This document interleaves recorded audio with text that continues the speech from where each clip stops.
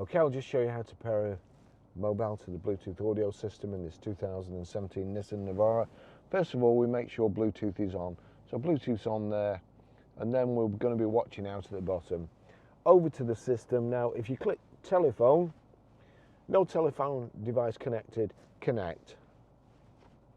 Pair new device, pair new device. Please start pairing with my car from your Bluetooth device. If device request pin, please enter 1234. Now it will probably generate a random pin, so don't be entering anything yet. Click my car. Confirm on your Bluetooth device that the pin 15014 is displayed.